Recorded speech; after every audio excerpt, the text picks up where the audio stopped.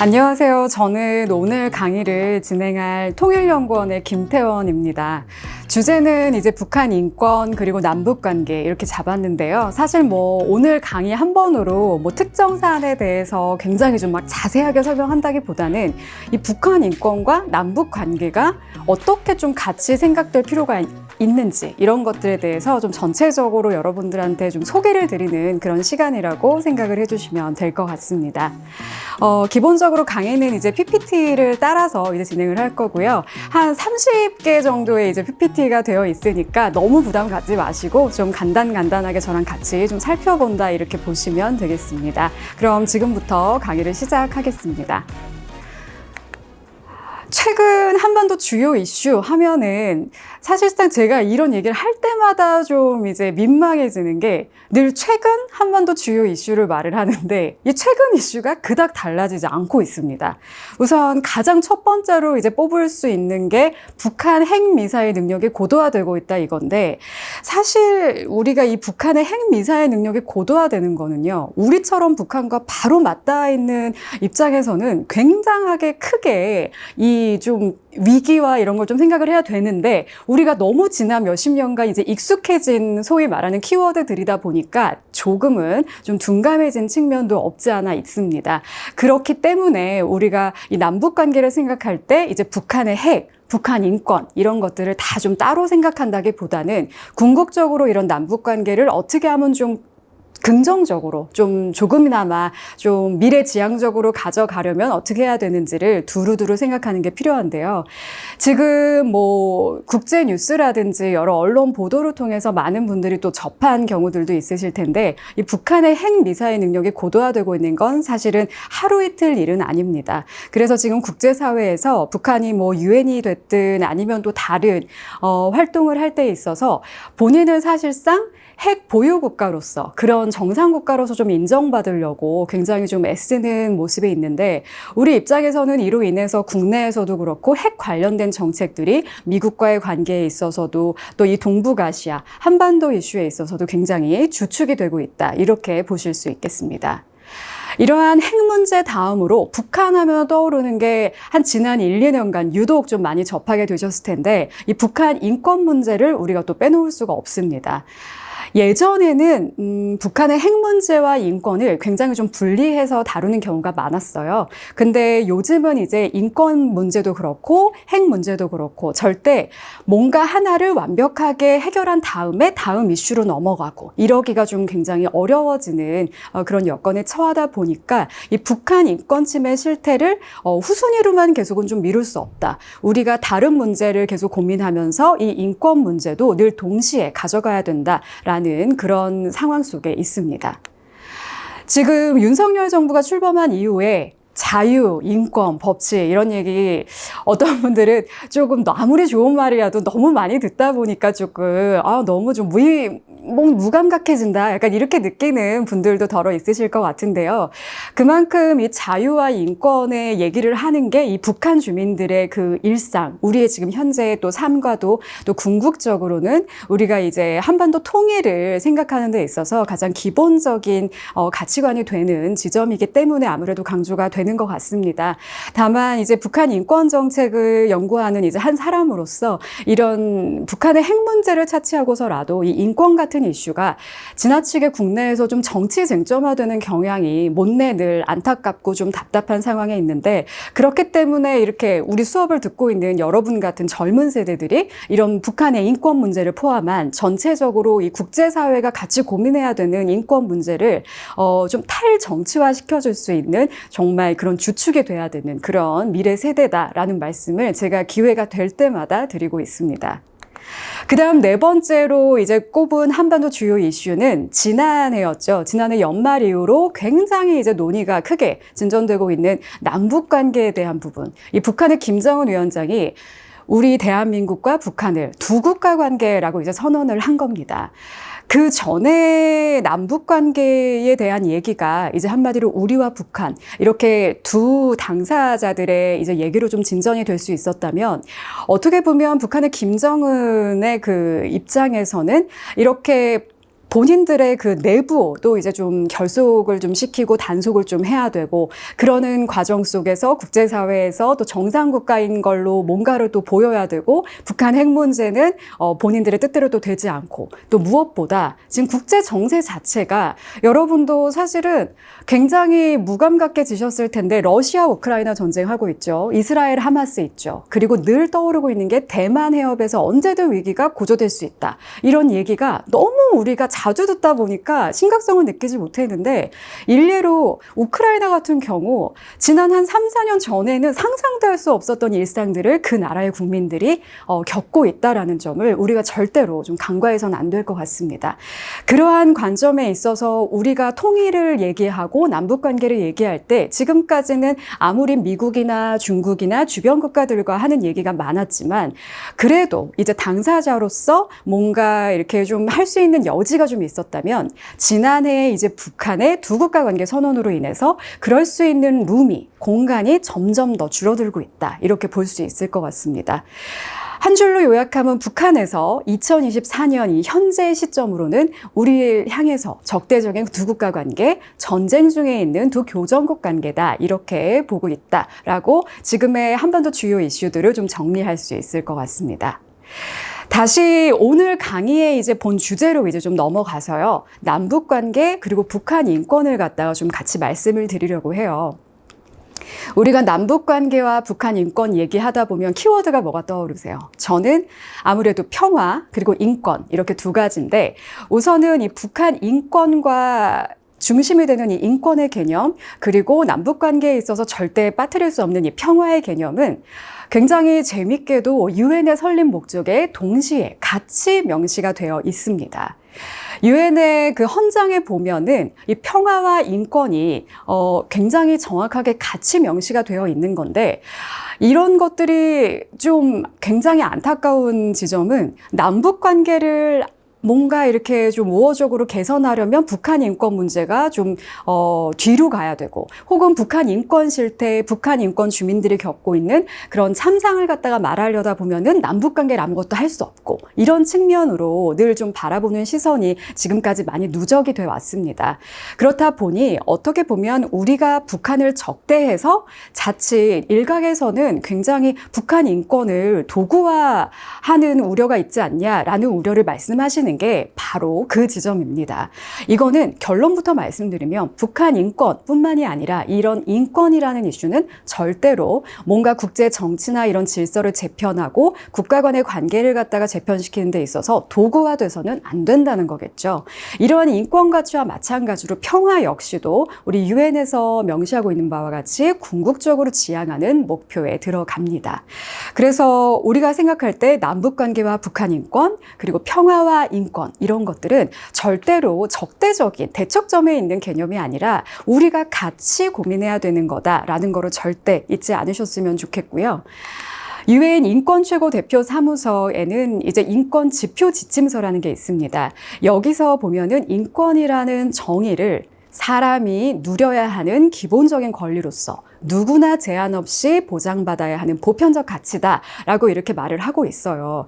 이렇게 유엔 문서들이나 뭐 헌장, 인권 지침서 이런 거를 보다 보면 이게 제가 처음에 어렸을 때는 이게 좀 번역을 하다 보니까 조금은 두루뭉술한 단어들로 이제 이게 번역이 돼서 이렇게 뭔가 이렇게 실체가 잡히지 않는 좀 그런 느낌일 때도 있잖아요, 우리가. 그런데 이게 영어로 돼요. 원문도 마찬가지고요. 그 말을 가만히 생각해 보면 우리가 인간으로서 중시해야 되는 그런 인류 보편적인 가치라는 개념, 보편이라는 것, 가치라는 개념, 인간이라는 개념 모든 것들이 그렇게 칼로 이렇게 나누듯이 하나하나 기계화될 수 없는 굉장히 종합적인 부분이 고려돼야 하는 가치다라는 걸 새삼스럽게 좀 알 수 있는 지점이 아닌가 하고 보고 있습니다.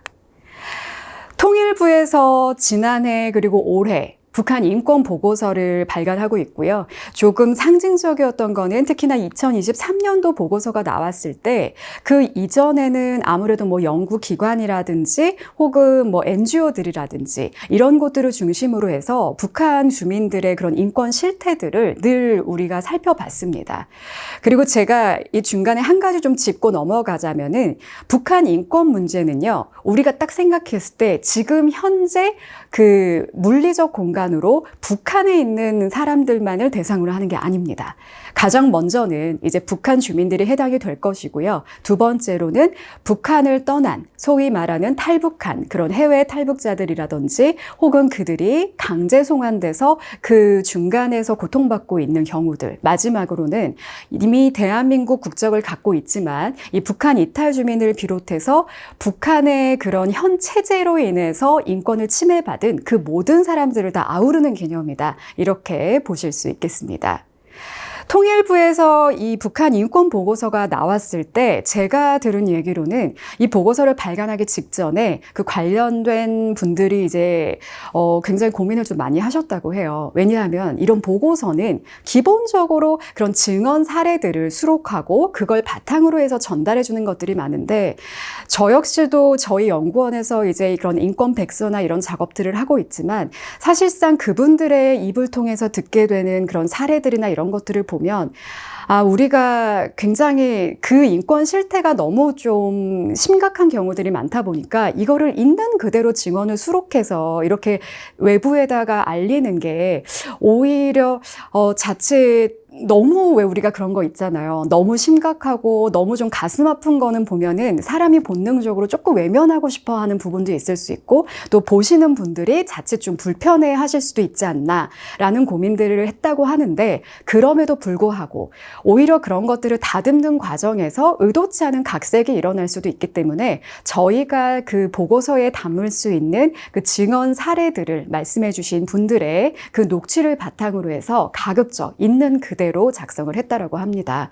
그렇기 때문에 북한 인권에 직접적으로 좀 연관이 되신 분들은 당연히 이미 접하셨겠지만 평상시에 북한 그리고 북한 인권에 관심을 많이 갖지 못했던 분들도 한 번쯤은 그 통일부 웹사이트나 이런 데 들어가셔서 이 인권 보고서를 한번 보신다면 아마 개인적으로도 그렇고 좀 여러 좀 생각이 드실 거라고 저는 보고 있습니다. 그 담긴 내용들은 제가 지금 이 PPT에서도 몇 가지 사례를 대표적으로 담아놨는데요. 아마 뭐 지금 이 강의를 듣고 있는 분들은 아니겠지만 많이 어린 친구들이 만약에 이런 내용으로 김정은 체제에서 북한 체제에서 이렇게 인권 침해에 대한 형벌이 막 나오고 막 정말 이런 걸로 문제가 되고 있다라고 하면 믿지 않을 거라는 생각이 들어요. 뭐 김일성 주석의 초상화를 가리키면서 춤을 좀 췄다고 해서 임산부가 공개 처형된다라는 게 사실은 지금 2024년에 살고 있는 우리는 믿기지 않는 거잖아요. 그런데 그런 일들 비일비재하게 일어나고 있고 뭐 코로나19 때도 우리 모두가 다 전 세계가 다 정말 힘든 시간을 보냈지만 그런데 봉쇄구역 됐을 때 일어나는 그 단속되는 처벌되는 수준이라는 게 너무 극한적이라는 거죠. 이게 단순히 뭔가를 이제 사회를 통제하는 시스템 안에서의 있는 수준이 아니라 한 사람의 생명권을 침해하는 정도까지도 처형 실태가 이루어질 수 있다라는 점은 우리가 다른 시급한 문제도 많고 남북 관계를 위해서 뭔가 정치적 결단을 최우선시 한 다음에 이거를 오히려 큰 틀에서 해결할 수 있지 않을까라는 기대가 있었던 30년 전과는 조금은 다른 각도에서 접근할 수밖에 없는 현실적인 좀 그런 변화점이 생겼다라는 거를 우리가 고민해야 되겠습니다. 통일부에서 이런 인권 그 보고서 말고도 이제 북한 경제 사회 인권 실태 인식 보고서라고 해서 또 다른 이제 보고서를 발간을 하고 있는데요. 여기서는 이런 자유권, 인권 이런 부분보다는 좀 북한 사회의 경제 그런 사회 인권 실태를 좀 다른 측면에서 일례를 들자면은 뭐 배급제가 붕괴하고 있다든지 식량난이 심화되고 있다든지 그리고 북한에서 이 평양에서 거주하고 있는 북한 주민들과 또 그 이외의 지방에서 있는 그 주민들과의 여러 일상생활은 정말 다른 국가라고 생각할 수 있을 만큼 차이가 심하다는 증언들이 공통된 진술입니다. 이런 것들에 대해서 이 경제사회 인권 실태 보고서에서 다루고 있고요. 이 역시도 관심 있는 분들은 꼭 한번 보시기를 추천드립니다. 이 인식 보고서에 담겨 있는 관련된 사진들이에요. 뭐 어떻게 보면 우리와 별반 다르지 않다라고 볼 수도 있고, 어떻게 보면은 뭔가 그 공장 노동자에서 그냥 딱 그런 느낌인 것 같아요. 저는 이 북한 사회에 관련된 이런 사진이나 이미지나 뭐 이런 것들이 나오는 것, 특히 그 중앙 그 통신을 통해서 가끔 영상 같은 걸 보게 되면, 기본적으로 지금 북한 같은 경우는 그런 영상 자료나 이런 것들도 다 좀 보여주기 식의 홍보용, 대외용이 굉장히 많지만 살펴보면은 우리 대한민국의 기준에서 한 몇십 년 전에, 한 3, 40년 전에 자료 화면과 굉장히 흡사한 분위기에 좀 머물러 있다, 이런 걸 좀 느끼실 수 있을 거예요.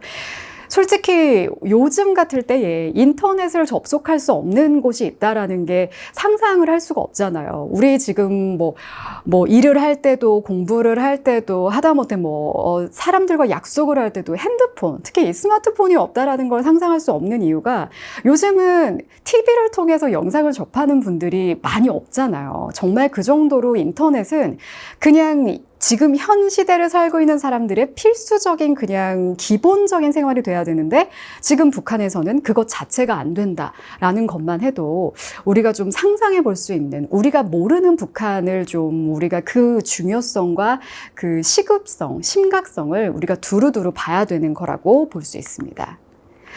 북한 인권 하면은요, 그러니까 구글링을 하든 네이버에서 검색을 하든 북한 인권이라는 키워드를 넣는 순간 그 인권 실태, 침해, 막 이런 보고서들 얘기가 굉장히 많이 관련된 검색어로 확인이 됩니다.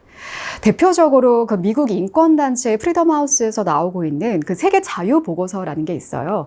그런데 그 자유 보고서에서 북한은 늘 최악 중에 최악으로 이제 굉장히 그 최상위권에 랭킹되어 있다라는 거를 우리가 쉽게 확인할 수 있는데, 굉장히 불명예스러운 거죠.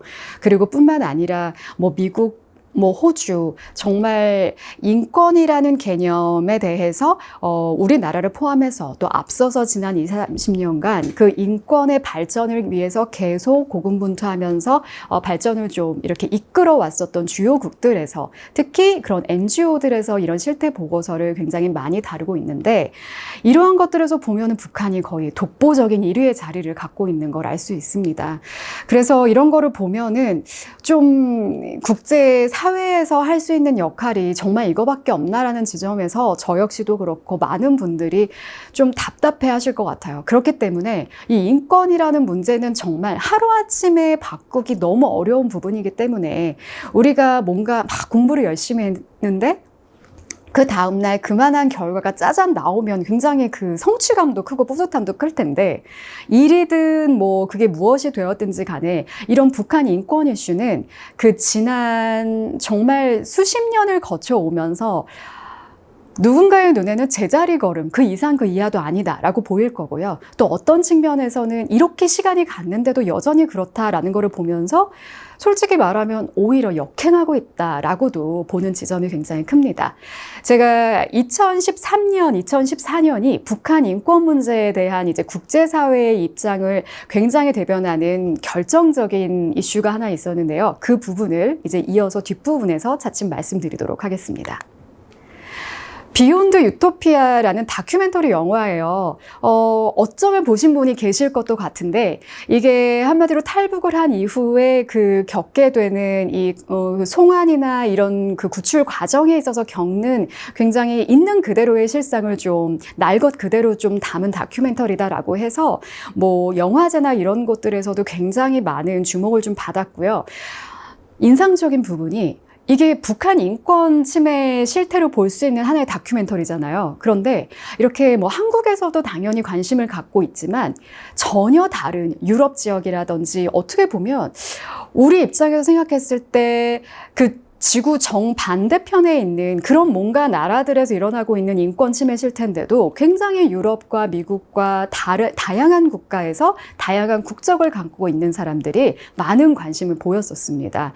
그래서 우리 국내에서는 오히려 뭐 이렇게 통일부, 외교부 이런 데서도 기회가 될 때마다 이런 것들을 좀 같이 상영하면서 볼 수 있는 시간을 많이 마련했던 걸로 알고 있는데, 저도 이제 이거를 보면서 막상 이게 우리가 활자로 글자로 뭐 뉴스로 이렇게 보면서 아 그래 북한 인권이 이렇게 심각했지라고 보는 것과 정말 내가 이 다큐를 보면서도 스스로가 이렇게 좀 받아들이는 그런 느낌은 그 강도가 굉장히 좀 차이가 많이 나더라고요. 특히나 이런 영화 속에서는 우리와 똑같은 사람으로서 누려야 할 그런 기본적인 가치가 그런 부분에서 굉장히 지금 유리된 채 힘든 시간을 보내고 있는 사람들이 있구나라는 거를 어떻게 보면 그 누구의 목소리도 아니라 내가 내 눈으로 직접 보면서 느끼고 깨닫는 거잖아요. 그래서 이런 비욘드 유토피아 뿐만이 아니라 좀 이런 것과 관련된 굉장히 다양한 영화도 요즘은 좀 많이 있더라고요. 뭐 정치범 수용소 같은 주제에 대해서도 애니메이션 다큐 같은 형식을 좀 빌려서 다룬 것들도 있고, 좀 우리가 관심을 갖고 이런 측면에 있어서도 뭐 페이퍼들을 통해서 보는 부분도 있지만 함께 좀 봐야 되는 거라고 말씀을 좀 드리겠습니다. 국제사회에서 인권은 우리가 딱 그 2차 세계대전 때로 이제 돌아갈 수 있을 것 같아요. 근데 그게 벌써 1945년에 이제 종결된 거니까 지금까지 사실은 그 100년을 거의 앞두고 있는 거죠. 이제 한 90년을 이제 다 향해서 가고 있는 이런 시점인데, 그 당시에 그런 처참했었던 세계대전이 종결이 되고 나서 소위 말하는 전쟁 범죄, 뭐 제노사이드 이런 말 그대로 정말 잔혹하고 반인도적인 그런 인도의 반환죄에 대해서 국제사회가 이거는 그런 일을 겪은 특정 국가 하나의 문제가 아니다. 이거는 국제사회 모두가 나서야 되는 거다라는 공통된 인식을 하게 됐어요. 그러면서 너무나 많은 분들이 알고 계시는 그 나치 독일에 의해서 자행됐었던 그런 유대인 대학살이라든지 이런 것들에 대해서 뭔가 좀 우리가 국제사회에서 일관된 목소리를 좀 내면서 뭔가 이런 일이 절대 다시는 일어나서는 안 된다라는 얘기를 반복적으로 하는 차원에서 세계 인권 선언이라든지 여러 국제 인권 규약들이 차례로 채택이 되게 됩니다. 그렇게 해서 이 유엔에서 채택됐던 국제 인권 규약들이 발효가 되면서 세계 최초로서 법적인 구속력을 가진 인권 관련한 국제법이 탄생됐다라고 볼 수 있습니다. 이 세계 인권 선언은요, 매년 12월 10일이 바로 이 세계 인권의 날로 지정이 돼 있습니다. 그래서 한 12월쯤 되면은 그 관련된 뭐 보도들을 조금은 더 쉽게 좀 접하실 수 있는데, 물론 이렇게 12월 10일을 세계 인권의 날로 지정했지만 우리가 이날만 이 세계 인권 이슈를 생각하는 게 아니라 굉장히 보편적으로 평상시에 일어나고 있는 것들을 우리는 아무래도 인간이다 보니 우리의 하루 그 24시간 일어나면서 우리가 접하는 사람들, 내가 보는 사안들 이런 거에 나도 모르게 조금 이렇게 매몰될 수밖에 없는 그런 한계에 놓여 있잖아요. 그래서 바로 내 옆에서 일어나는 일이 아니더라도 이 동시간대에 내가 지금 당장 갈 수는 없지만 그 세계 곳곳에서 일어나고 있는 이런 인권 문제나 그리고 바로 옆에 있는 이 북한 인권 문제에 대해서 특별히 더 관심을 좀 가져야 된다. 그게 결국은 남북 관계를 생각하고 한반도 통일을 논하는 데 있어서 이거를 그대로 도려낸 채 이거에 대한 논의가 진전이 없는 상태에서 어느 날 갑자기 통일이 이루어지는 게 아니잖아요. 그렇기 때문에 그 구성원이 되는 우리 한 사람 한 사람들이 늘 미리 좀 준비를 한다라는 마음으로 생각을 하는 게 필요하다라는 얘기를 꼭 드리고 싶습니다. 제가 좀 전에 말씀드렸었던 이 2013년, 2014년 이게 중요하다고 말한 이 포인트가 이제 등장을 했습니다. 바로 유엔에서 북한 인권조사위원회 COI라는 약칭으로 많이들 불리고 있는데요. 이러한 위원회를 갖다가 설립을 한 게 2013년이고요. 그 위원회가 한 1년간의 활동을 한 다음에 그 이듬해였던 2014년에 그 위원회가 보고서를 발표하게 됩니다. 이게 굉장히 상징적이었던 있었던 게 딱 요거 하나는 좀 기억하시면 좋을 것 같아요. 이 유엔의 그 COI는 북한 인권 문제에 대한 국제사회가 하나의 대전환점을 맞이한 걸로 굉장히 하나의 기준점처럼 지금 인정을 받고 있는 개념이다라고 보시면 되고요. 그러한 COI를 기점으로 해서 그 인권이사회나 그 총회의 북한 인권 결의가 채택되는 것들이 더욱더 그 의미를 강화해서 가져가게 된 거고, 국제사회에서 이렇게 북한 인권 문제를 가져간 거는 사실 2003년부터 거슬러 올라갈 수 있습니다. 그렇지만 그 이후에 그 당시에는 그래, 우리가 총회에서 인권이사회에서 이렇게 북한 인권 결의를 채택하면 북한 인권 상황이 나아질 거야, 증진될 거야 라는 조금은 지금 결과론적으로는 그게 나이브한 접근이었지만 사실 그 당시에는 그게 최선의 또 방안이었을 거라고 생각을 합니다.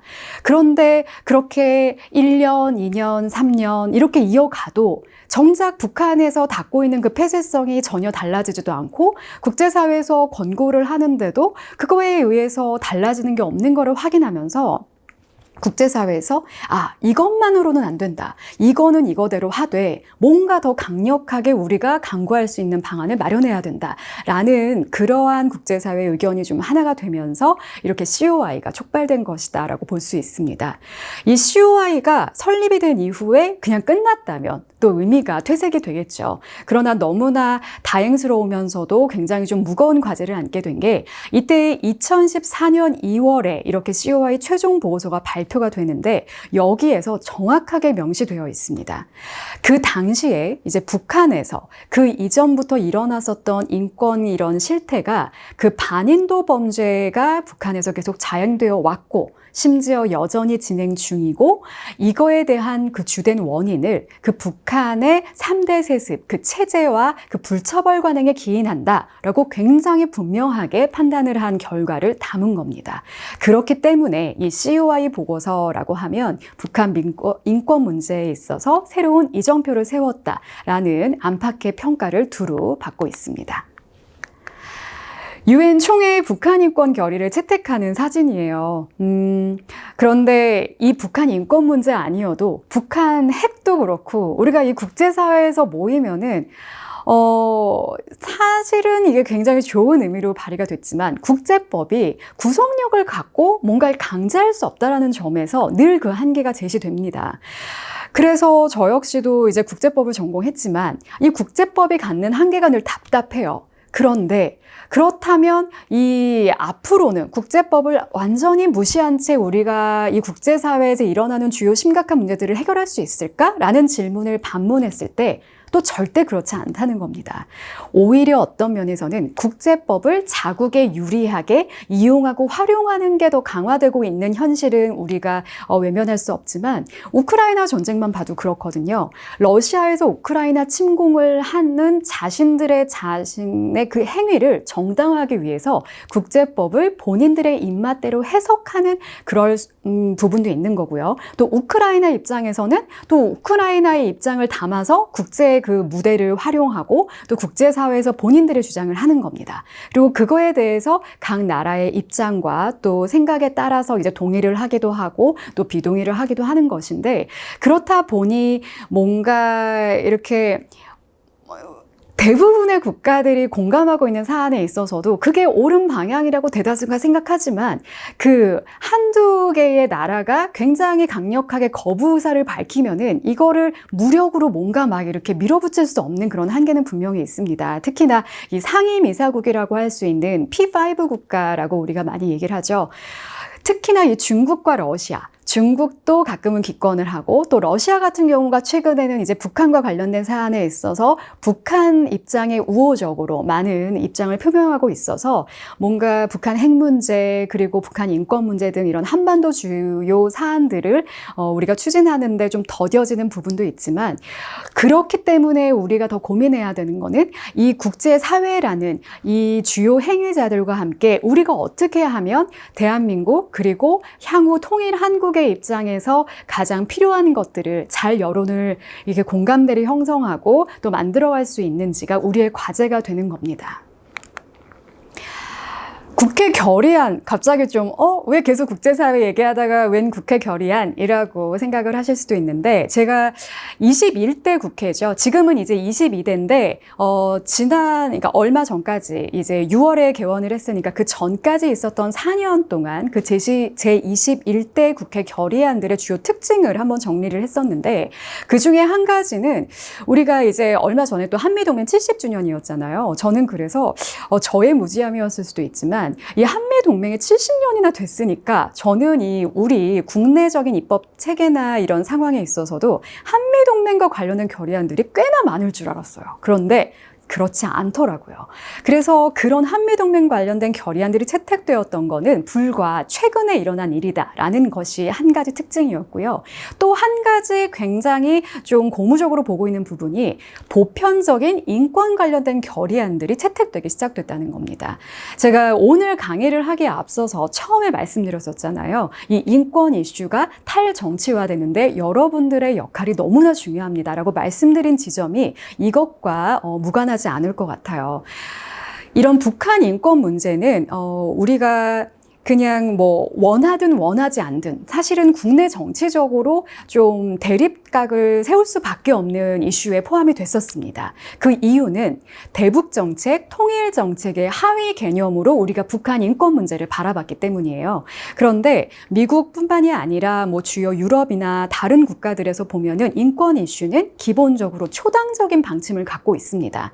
그렇기 때문에 미국의 리더십이 변화를 하고 또 유럽에서 그 주요 국가들의 리더십이 변해서 본인들의 기준에서 여와 야가 계속 교체기를 겪을지라도 그런 북한 인권과 비슷한 인권 관련된 입장에 있어서는 그 정치권에서 한 목소리를 내는 경우가 굉장히 많거든요. 그런데 우리나라는 그 지점이 또 굉장히 짧은 시간 내에 여러 변화를 겪으면서 달려올 수밖에 없었던 지난 몇십 년이기 때문에 그런 지점이 조금 발전이 더딘 부분이 있었다면 이 21대 결의안을 보면서 제가 뭐 희망이라고 표현한다면 희망이고 어떻게 보면 이 국민들의 인식 또 사회 인식이 굉장히 많이 발전하고 있구나라는 거를 크게 느끼게 됐습니다.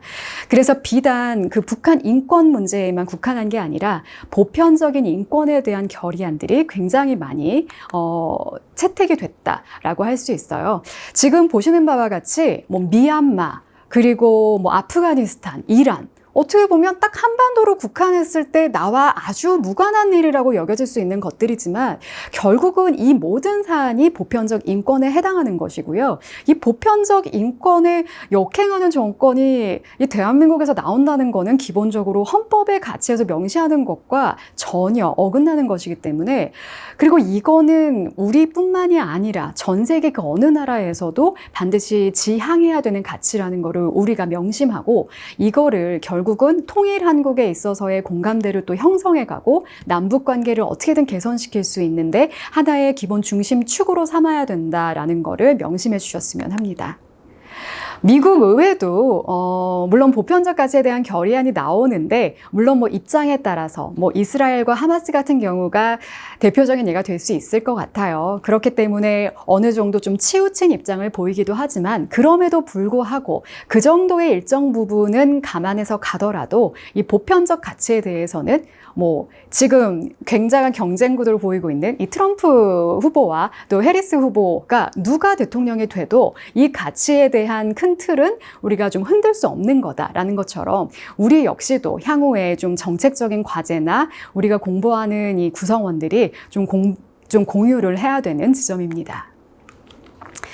이제 좀 끝을 향해서 달려가고 있는데요. 그 북한 인권과 한반도 통일을 좀 같이 말씀을 드리려고 해요.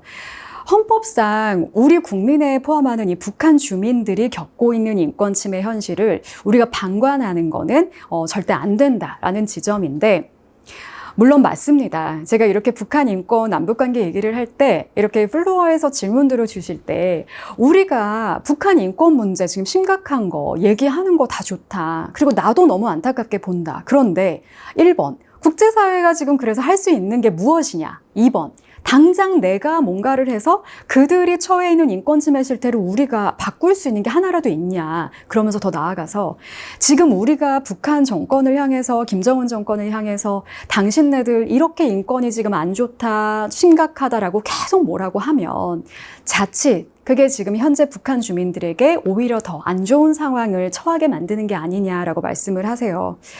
저도 그 질문에 대해서 대답이 쉽지는 않습니다. 왜냐하면은 이런 인권이라는 가치는 절대로 뭐 보다 많은 발전을 위해서 일부의 뭐 그런 희생을 따를 수밖에 없다. 이렇게 쉽게 말할 수 있는 부분이 아니기 때문이에요. 그렇지만 그거를 이제 다른 관점에서 생각해 본다면, 그래서 우리가 아무 목소리도 내지 않는다? 그랬을 때 과연 변화가 있을까요? 그리고 물론 지금까지 우리가 때로는 상황에 따라서 물론 북한의 체제의 변화를 가져오고 그로 인해서 통일 한국을 이루고 그 다음에 보다 이 한반도의 구성원들이 만인이 지향할 수 있는 자유와 인권의 가치에 방점을 두는 그런 프로세스가 정말 1단계, 2단계, 3단계 착착 순차적으로 진행될 수 있다면 그것도 하나의 옵션이 될 수 있을지도 모릅니다. 그렇지만 그 역시도 이미 30년 전에나 그나마 가능했던 아니었지, 지금 당장 북한 인권 침해 실태를 우리가 봤을 때 아무것도 말을 하지 않았을 때, 그리고 남북 관계가 가시적으로나마 뭔가 좀 좋아지는 것 같다라고 생각을 했을 때에도 결과적으로 지금 달라진 게 없다라는 거. 오히려 지난 20, 30년 전과 가장 크게 달라진 건 북한 입장에서 자신들의 체제를 공고화하는데 가장 큰 주요 무기가 될 수 있는 이 북한 핵이라는 부분에 있어서 오히려 우리가 지금 더 그 당시로 생각을 했을 때 한 30년 전보다 오히려 인권 문제를 갖다가 우리가 해결할 수 있는 그런 옵션이 더 없어졌다는 거죠. 그렇기 때문에 국제사회와 함께 연대해서 협력해서 목소리를 내고, 목소리를 내는 걸로 당연히 그쳐서는 안 됩니다. 목소리를 내면서 압박을 가하고 있는 건데 2024년 11월 지금 7일에 이제 북한의 4차 UPR이 예정이 되어 있습니다. 이런 걸 보면은 이런 UPR이라는 거는 정례적으로 그런 보편적인 그런 인권 상황이 어떻게 되고 있는지 검토를 그 각 국가별로 돌아가면서 하는 건데, 이 북한이 이거는 이제 한 4년 반 정도 주기로 이제 이뤄지고 있어요. 그런데 이런 정례 그 UPR에 있어서 북한한테 국제사회가 이제 뭐 권고사항을 얘기를 합니다. 그래서 지난 앞선 3차 UPR 때 그 권고사항들이 있었는데 이번 4차 때 북한 정권이 이거에 대해서 얼마나 우리가 검토사항을 이행하기 위해서 노력을 했는지를 이제 점검을 받는다라고 보시면 되는데, 북한 정권의 진정성과 상관없이 그럼에도 불구하고 지금 북한 인권의 굉장히 여러 열악한 침해 상황 중에서 아동이나 이런 부분에 있어서는 국제사회의 추세를 조금 발맞춰서 따라가려고 노력한다라는 변화들이 보여주기 시기일지는 모르겠으나 그럼에도 불구하고 좀 나타나고 있습니다. 저는 그래서 이런 것들이 미약하지만 북한을 우리가 국제사회에서 한 목소리로 압박했을 때 그들이 어떠한 의도에서였든지 결과적으로는 그래도 조금이라도 아동 권리나 이러한, 왜냐하면은요, 김정은 정권도 본인들의 체제를 유지하기 위해서라도 굉장히 외부에서 본인들이 정상국가처럼 보여지기를 원합니다. 그런 부분에 있어서 앞서 제가 잠시 러시아 얘기도 했었고, 뭐 중국도 마찬가지고요. 어느 나라든 이 국제법으로 우리가 무력으로 뭔가를 할 수 있는 거는 절대 존재하지 않지만 그 국제사회의 일원의 자격을 포기하고서 살 수 없다라는 거를 우리가 잘 활용해서 좀 더 전략적 이고 좀 세밀한 그런 전략을 잘 강구해야 되는 거다라고 볼 수 있고요. 남북 관계에 있어서 북한 인권 문제가 민감한 성격을 가질 수 있죠.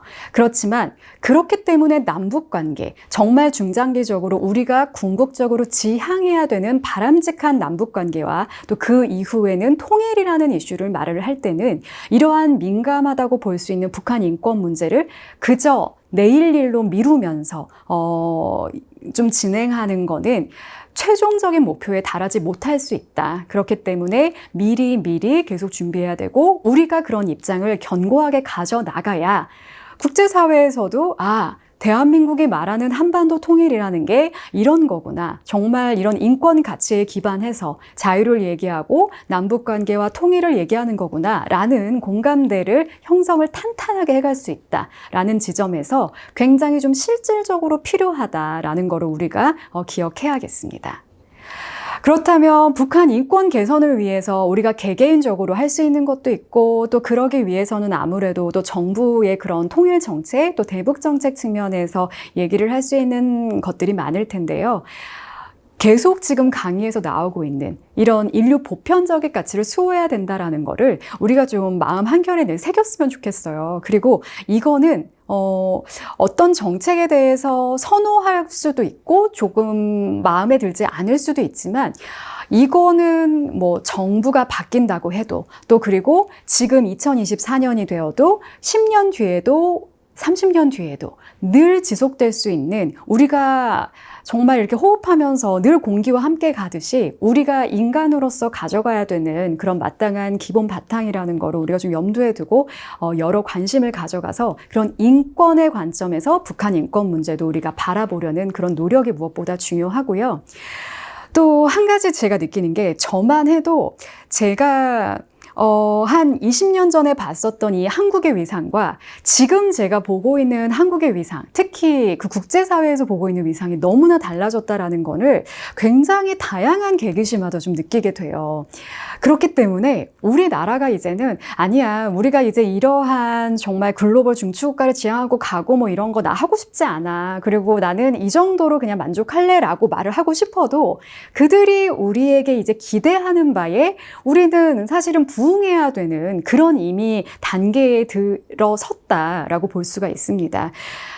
이미 우리는 선진국 계열로 분류가 됐고, 특히나 이렇게 정말 수혜를 받던 국가가, 이렇게 그러니까 원조를 받던 국가에서 정말 우리가 이렇게 나서서 국제사회에서 담론을 형성하는 보이스를 가진 국가가 되는 사례는 정말 거의 전무후무하다라고 얘기를 할 수 있는 만큼, 그런 부분에서 우리가 우리의 태생적인 그런 국적을 바꾸는 거는 기본적으로 불가능하잖아요. 그리고 우리가 선택하지는 않았지만 우리가 살고 있는 이 땅이 바로 한반도입니다. 그렇기 때문에 이러한 이슈들에 있어서 우리가 좀 더 그런 책무를, 좀 약간의 종교적인 어휘의 뉘앙스를 빌리자면 좀 거룩한 책무를 가질 필요가 있다라는 점에서 좀 여러분들이 와닿는 마음이 좀 크셨으면 좋겠습니다. 이러한 인권이나 이런 가치관들을 기반으로 하는 정책들이 추진이 되고, 그로 인해서 사회 구성원들의 인식이 좀 발전을 하고, 또 그런 중요성들을 크게 공감할 때 궁극적으로 우리가 국제사회의 여러 지지 속에서 한반도 평화통일 시대를 얘기하고 또 맞이할 수 있을 거다라는 게 바로 핵심입니다. 북한 인권 문제의 국제적 차원의 성격이라고 이제 제가 이 PPT에는 적어뒀는데, 북한 인권 문제를 한 20-30년 전에는 남북 간의 문제라고 보는 시선이 그렇게 이상하지 않았습니다. 그런데 요즘은 정말 난민, 기후변화, 핵 확산, 막 이런 국제적 차원의 이슈로서 우리뿐만이 아니라 외부에서도 보고 있기 때문에 우리는 그 구성원으로서 마땅히 더 이 시야를 좀 넓혀서 바라보는 노력이 필요하고요. 제가 가끔 기회가 될 때 이 히틀러의 자발적 사형 집행자들이라는 이제 이런 책이 있어요. 근데 이게 뭐 학계에서 뭐 논란이 있었던 지점도 많고 뭐 여러 이슈가 있지만, 제가 전달드리고 싶은 그냥 메시지는 이 한 가지입니다. 이 독일의 보통 시민들도 사실은 그 홀로코스트에 있어서 나서서, 정말 나치가 당연히 그 직접적인 가해자고 정말 그 심각한 간의 지점에 있는 거지만, 그 당시에 우리가 그런 것들을 좀 방관하고 좀 보지 않고 내일이 아니라는 시선으로 바라봤다라는 것도 그런 마음의 차원, 양심의 차원에서는 우리의 마음을 조금 무겁게 할 수 있는 지점이 있습니다. 그렇기 때문에 물론 우리가 하루 24시간 북한 인권 문제만 생각하면서 그렇게 지낼 수는 없죠. 우리가 각자가 속한 곳에서 본인들의 생활을 영위해 나가고 할 수 있는 역할들을 찾는 것은 필요하지만, 조금은 그래도 우리가 그들의 목소리에 좀 귀 기울여 보고, 또 어떻게 보면은 뭐 요즘 뭐 정부 뭐 통일부나 이런 데서 나오는 여러 발언에서도 많이 들어있지만, 올해 이제 7월 14일이 북한 이탈 주민의 날로 제정이 됐잖아요. 이 북한 이탈 주민은 어느 날 갑자기 온 분들은 아니에요. 여기서 이미 한 20년, 30년 이상 정착하신 분도 있고 최근에 들어오신 분도 있고 굉장히 다양하지만, 우리가 지금 바로 평양 혹은 이 북한의 여러 지역들에 우리가 물리적으로 이동을 해서 그들을 만날 수 있는 있는 건 아니잖아요. 그런 측면에서 그런 탈북민 분들과의 교감을 하고 또 그들을 통해서 그분들의 고통이 어떤 것인지 또 우리가 어떤 것들을 함께 고민할 수 있는지를 조금은 넓은 마음으로 관심을 갖고 좀 애정을 기울인다면 이런 것들이 우리 사회 전체의 분위기를 바꾸는데 굉장히 좀 중요한 역할을 할 수 있다라고 저는 보고 있습니다. 주요 통일 여론 동향 조사 결과를 좀 말씀을 드릴게요. 뭐 새롭지 않습니다. 나날이 정말 매해를 거듭할수록 통일의 필요성에 대해서 공감을 받기가 국민적 그런 인식 조사에서 너무 어려워지고 있고요. 결론부터 말하면 이렇습니다. 우리 지금 이 상태로 그냥 가고 싶다. 그리고 통일을 할지언정 그냥 이렇게 약간의 두 국가 형태로 가자라는 마음을 가지시는 그런 것들을 저 역시도 너무나 공감하는 지점이 큽니다. 그리고 우리 지금 하루하루를 살아가는 것도 버거운 부분들이 굉장히 적지 않기 때문에 그런 생각을 할 수도 있지만 저는 그래서 좀 현실적인 말씀을 드리려고 해요. 우리가 이렇게 우리는 각자 행복하게 잘 삽시다 라고 마무리를 할 수 있는 거라면 그거를 정말 국민들이 대다수가 원하지 않는다면 통일을 고민할 수 없겠죠. 그런데 통일이라는 거는 슬프게도 우리가 분단의 아픔을 우리가 원해서 선택해서 받게 된 결과가 아니듯이 주변국과 또 국제사회의 그런 정세, 그때 흐르는 흐름 이런 모든 것들이 굉장히 복합적으로 작동돼서 어느 날 우리가 원하지 않아도 통일의 상황에 직면할 수 있다는 겁니다.